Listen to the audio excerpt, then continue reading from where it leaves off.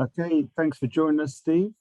We'll start off with talking about Weston-super-Mare last Saturday.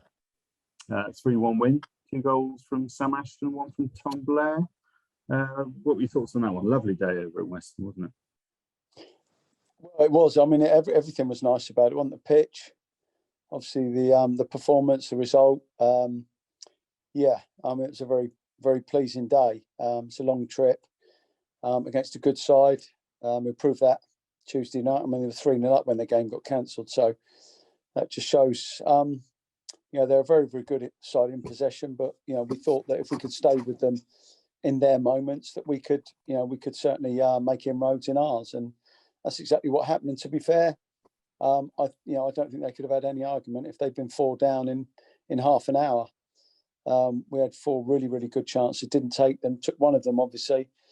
But that's never going to be enough. And then they had their period, going into the sort of final 15 minutes of the first half, where they've obviously scored from their first attack almost, and then hit the post shortly after that. And I say it's a very, very strange game when they can swing. The momentum can swing so quickly in games, and they could have gone in 2-1 up. When they should have probably been 4 down. So. We've come out second half, and obviously Tom Blair's scored a wonderful goal, and we've taken advantage of a mix-up defensively from them, and obviously the game then was going to be very, very difficult from their perspective once the goalie gets sent off, and they're 3-1 down, and we just saw the game out. So it was a thoroughly professional performance. We managed the game brilliantly out of possession, and I thought it was a really, really good performance all round. So yeah. Absolutely. We'll start with the positive, and that's certainly what Saturday was. Goals as well. Obviously, there was a penalty, but all 3 goals were very good, weren't they? Yeah, I mean, there was good quality. I mean, Sam's first goal was fantastic. It was just jink round the defender, and then sort of put a little bit of bend on the ball and side-footed it past the keeper. And obviously, Tom Blair's, we were right behind it, was a magnificent strike. So, yeah, I mean, the quality certainly of our first 2 goals. Grubb scored theirs, and that was a fine. It was, as yeah. well. I mean, he's another player who's very, very good in possession for them. He's cutting from the left, and he's just bent in the top corner, and it's an excellent goal. And we don't only score them, we do concede them, because the free kick ain't hardly really one bad either that they scored. So. Yes. But no, as I say, we fully deserved the win. We played very, very well, and I thought we got our just desserts. Lovely day out. That's the bright note finished. Yeah. Let's go for the rainy night of the Raymat when we face Chesham. Yeah. Obviously, Charlie Davies not fit and Darren Mullins not fit, so you've got 2 of your 4 centre midfielders out. Obviously, there's one player that you don't want to get injured, and that is either Ollie Knowles or Josh Wakefield. Particularly Josh Wakefield, who's had a really, really, stop-start, mostly stop sort of season. He hasn't really got himself ever at any stage fit, and this was going to be his opportunity to play a couple of games and really take the edge off that fitness and get himself into the swing of things. And I mean, there were 3 bookings in the first 20 minutes. And the only tackle, because the others were challenges, they weren't tackles, the only tackle that merited or warranted a booking at least was the challenge on Josh, which was dreadful, but the referee missed it. And to be fair, I looked around, and as Josh is hobbling off, I'm thinking, who can go in there? There was nobody, a centre midfielder who we've tried in there who could have played in there. So we went for the obvious option of dropping Marvin, and having to put obviously Tom Blair inside and put Yemi on, and it just upset the balance of the side. And with regards to Marv, he's just such a fantastic lad. He's always gives 100%. He's so willing, but he's not a centre midfielder. And we didn't pick up any second ball. We really did struggle to get into a rhythm all night. And simple fact is that, we've gone through the season so far having all 3 centre-halves out at one stage. We then went through a period of having all 3 centre-forwards out at at one stage, and we're now going through the period of having 3 out of 4 centre midfielders out. And as I say, it does make a difference. There's no doubt about that. You know, we don't go from a performance like we played against Weston to a performance like we did against Chesham, you know, without something being wrong somewhere. And what was wrong is that the side wasn't balanced, and you're putting square pegs in round holes simply because you've got an injury crisis in one position. And these are not excuses. We've played against a good side. There's no doubt, you know, that they have some excellent players, Chesham. So, you know, we have to be at our best. And that is the case for probably 3/4 of this league. You know, if you're not at your best, you will not win that game, because there's very, very little between an awful lot of sides in this league. And Chesham are one of them.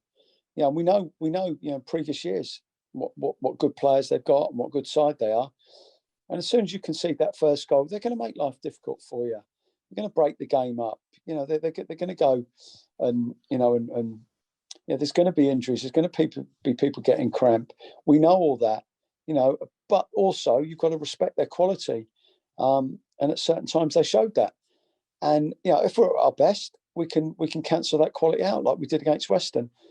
But, you know, the combination of us not being at our best and, you know, being a little bit unbalanced, and, you know, the shape of the side didn't look right or didn't feel right at times, and there was very little we could do about it, then you get a result like we had. So disappointing, because it's been a little bit where we really have at times this season got ourselves in great positions. You know, Hartley Wintney at home, Chesham at home, where if we'd won those games, we'd be on 2 points a game, and, you know, so that's a very, very decent start. But we keep just missing out for one reason or another, mainly because of injuries. There's no doubt about that.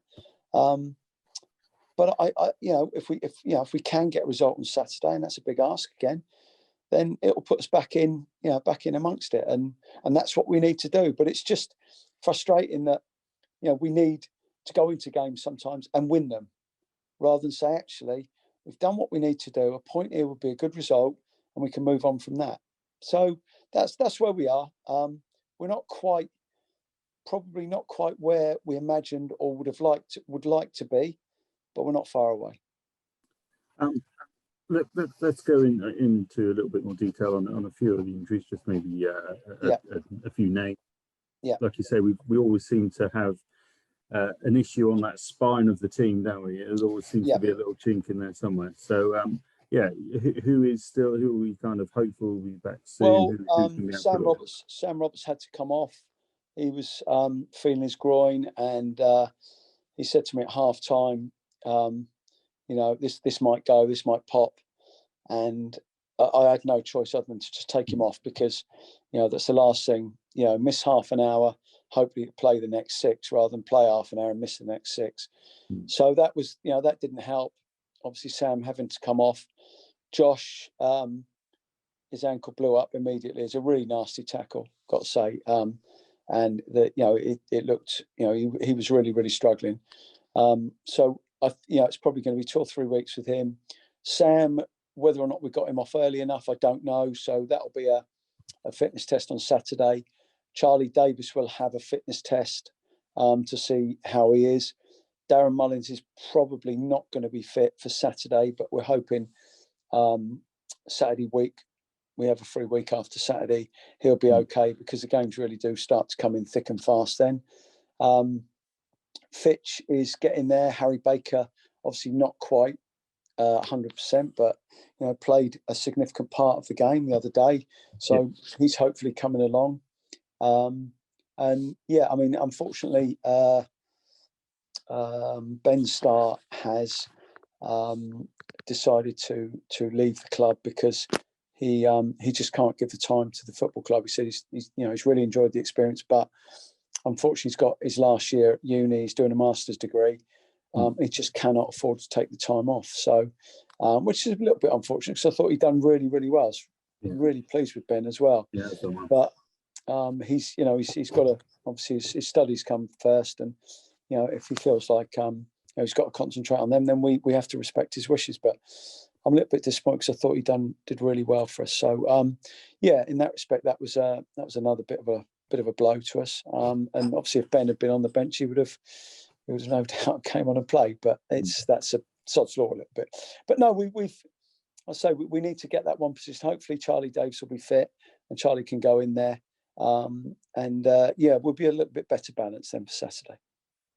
So he gets very frustrated when he's not on that field.